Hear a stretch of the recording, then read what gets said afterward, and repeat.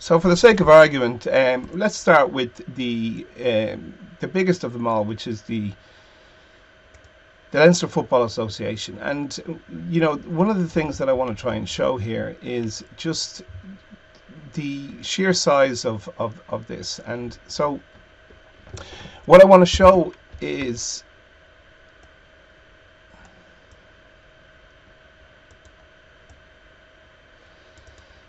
so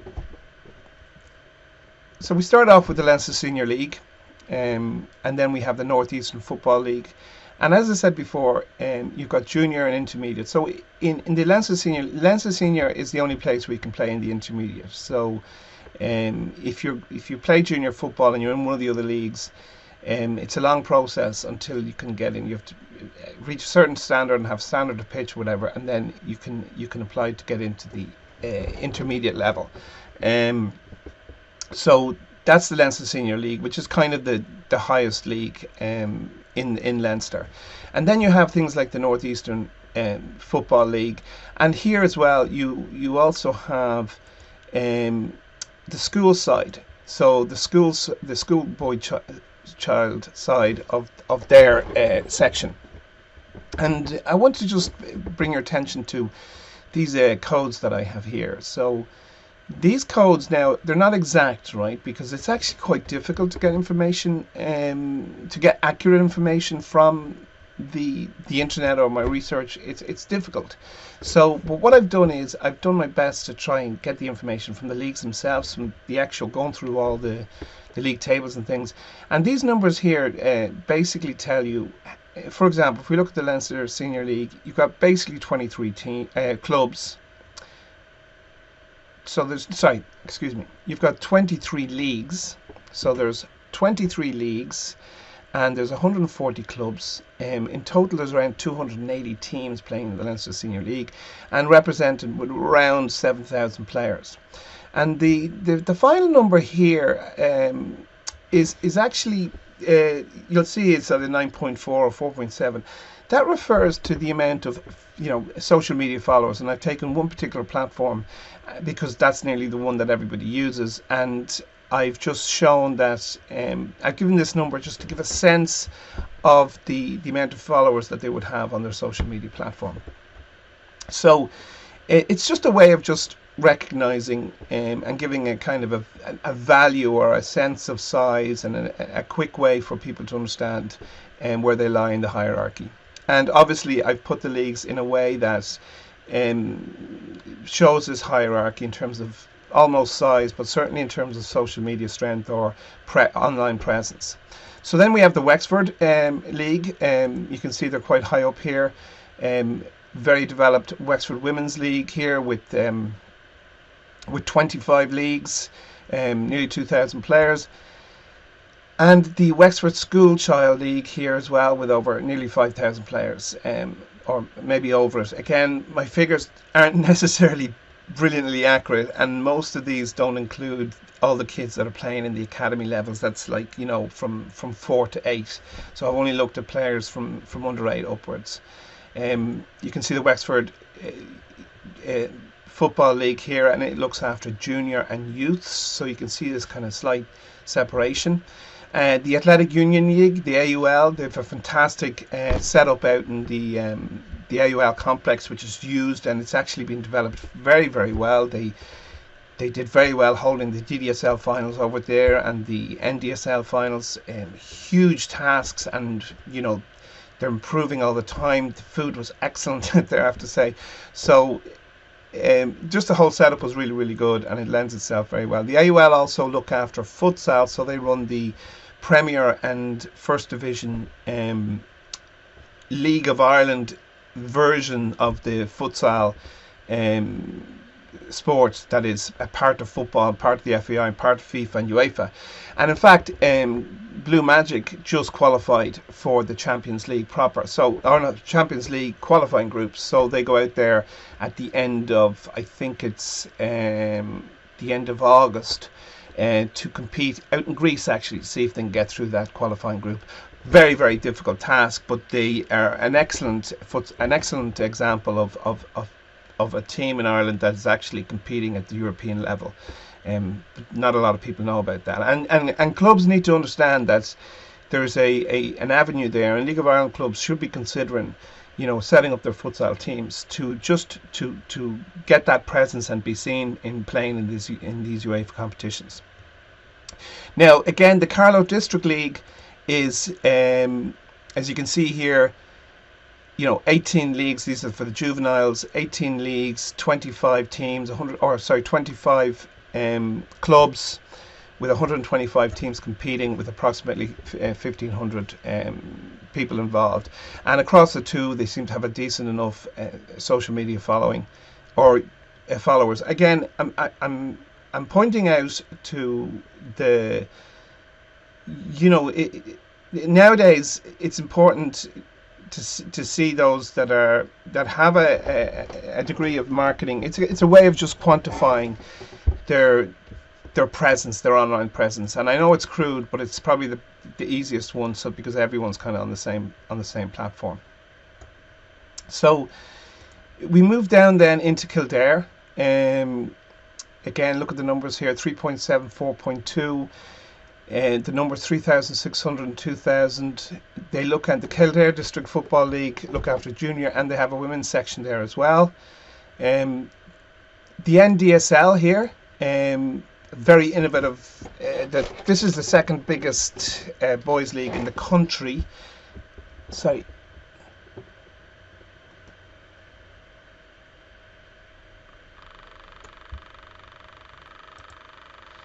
So the NDSL is the second biggest schoolboy league in the country. It's very hard to get the exact figures here because the website was actually doesn't have the most up-to-date figures. It's not open, but these are approximate figures. But it's also got a very strong social media presence, and it's a very innovative league, very interesting league.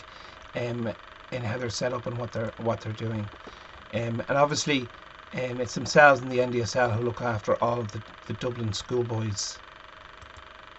Then below them, we have the Combined Counties Football League, and their equivalent, the Midland Schoolboys League, with 45 leagues and 36 clubs, with over 360 teams and nearly 5,000 school children playing football, and a very strong social media following over there.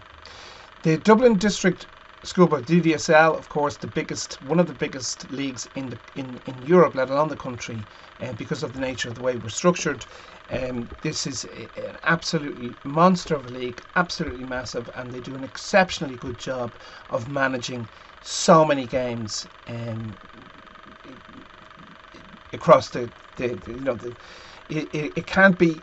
It's not easy. Anyone who runs any of these affiliates, it's difficult even with 50 teams. But when you have the guts of over 2,000 teams playing every weekend, it's unbelievable.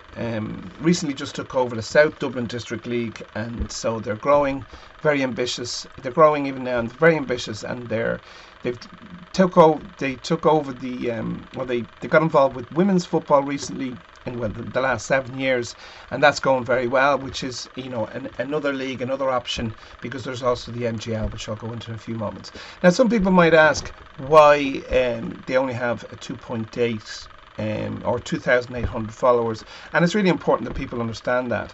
For some reason, and this happens a lot in football, but for some reason they had a really, really strong 9 to 10,000 follower on Facebook page, but something happened and they can't seem to get access, and that's a real pity, because that's a significant asset, and somebody should do something about that, because it's very unfair for a league to build up a Facebook page like that and work so hard and do something like that, and then all of a sudden it's not accessible to that.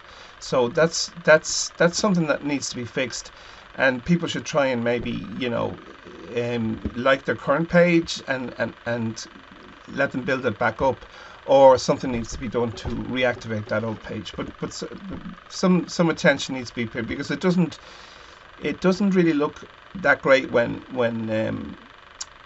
when the biggest, biggest, basically the biggest, one of the biggest schoolboy. It doesn't look great when such a huge organisation has what looks like a poor following in comparison to its size. So the reason is they can't get access to the old one, but it'd be great if we could fix that. I'm sure we could fix something like that if we work together, if we collaborate. So the Dundalk Schoolboy League here, very, very good, 900, you can see it there, 2.4. The United Churches League, this is an interesting one. So they don't play on Sundays, for example. This was originally set up through all the different churches. I've played on the team here myself, a couple of different teams actually. But really, really old league that's been going for years, and it's very well run. Again, they're running seven. They have 7 leagues going, 55 clubs, with 70 teams in competing in those leagues, and approximately around just under 2,000 players. Now here's where we get really interesting. Obviously, with the growth of the women's game, we have the Eastern Women's Football League, which is the main senior women's league in Leinster. And the feeder for that really is the Metropolitan Girls League, which are also managed with the NDSL. So they kind of the Metropolitan Girls League was the section within the NDSL for girls. So, and they rebranded that separately, which I think was a very, very good idea, because it deserves its own brand. You know, personal opinions apart, you know, I don't like when I go on to, like, for example, the DDSL to look at my daughter's games or whatever. I don't like having to go to the end of the league table or the end of the section just to look at the girls section. So it's great when you have a separate website devoted to the girls game, as in my opinion they should have. But it does raise an interesting thing in terms of how the whole thing is structured and the difficulty in communicating, especially from the FAI. They have very difficult to communicate their message out to the clubs through the normal channels. But, you know, that's something that will improve over time. Then we have the Amateur Football League. Now, this is something I've a good bit of personal experience myself, setting up an over 35s team for Harding IFFC at one stage, and you know, playing with them as well. And this is where I learned, I kind of rekindled my love for the game just more recently, and the opportunities that lie within it. Fantastic operation, really, really good website. They have 9 leagues with 90 odd clubs, or maybe 80 teams, or 90 clubs, I think. Or sorry, 90 teams, and I think about 80 clubs competing. And over nearly 2,000 players playing in that. But interestingly, even though they're over 35s, and maybe that's because they're over 35s, their social media is at 1,000. So they, you know, obviously the nature of the volunteer section is it's very difficult to spend time on, you know, developing your social media in these types of situations. But there's tremendous opportunities in places like this. Then we have the Wicklow District League. And these are super interesting because, you know, obviously for these, it's so difficult because so many teams kind of, you know, leave to join other teams, and it's difficult to keep teams and keep people vibrant. But, you know, even just recently I heard about a quintuple by St. Peter's in the Wicklow District Schoolboys League. I think it was the Schoolboys League. I'm supposed to be doing an interview with them soon. But you know, it's just really interesting to see how these, everybody knows about these, like when they're in them themselves, but when you're looking at it from our perspective, from Striker Online, and from somebody like myself who's really just getting to learn the layout of and the landscape, it's really interesting. The Wicklow District Football League and then the Wicklow District Schoolboys League operating out there in Wicklow. And then we have the Leinster Football League, the LFL. Also, they're starting a women's league as well, apparently, and they're very strong into the under 19 and the under 21. And obviously they look after junior football. And in this league, they've got about 5 leagues going with 40 teams, or sorry, 40 clubs taking part, with around 50 teams. And these little, they might be small, but they're kind of niche players, and you can really understand the what's the word? You can really understand their value, because if you can imagine, you have a league and it's looking after its bread and butter, right? So it mainly focuses on, let's say, intermediate football, or it mainly focuses on junior football and youths, and you want, and you're, let's say, a girls team, or you're an under 19s team, and you want to try and hold them together, or you have to now go and look for where's the best place for you to play. And so that's what these affiliates do. They try and concentrate on particular niches within the landscape, and they try to do that as best as they can, in terms of offering, facilities, and offering finals and competitions and leagues. And so that's kind of like how the ecosystem works. So in certain ways they're competing with each other, but actually in reality what they're doing is they're providing access to football for as long as possible to as many people as possible. And their hard work and all of them are volunteer led, and their work is incredibly valuable to Irish grassroots football. And it is true, like in every sport, they tend to be in the older generation, and that is because they've been working in football all their lives, and they have the experience and the knowledge and the wisdom to be able to fulfill these positions long term. The flip side of that, of course, is that over time they've become maybe a little bit more conservative, as you do when you get older, but also maybe their skill set they lack in the more modern technological approaches and solutions to the game, and that's normal. That happens in all types of businesses, and specifically so in volunteer-led organisations.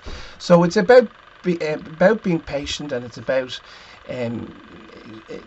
those of us that are coming up, the younger versions of them, hopefully the people that will be taking this game on in the future. It's about us approaching it and making sure that they know we're in it for the right reasons, and they, these committees that are at the top of these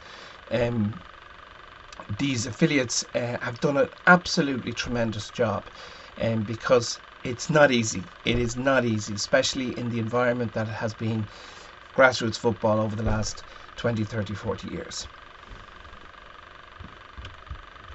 So to finish off the Leinster side of it, that's it. They're more or less in a nutshell. If I've missed anybody out on the Leinster side of things, I do apologise.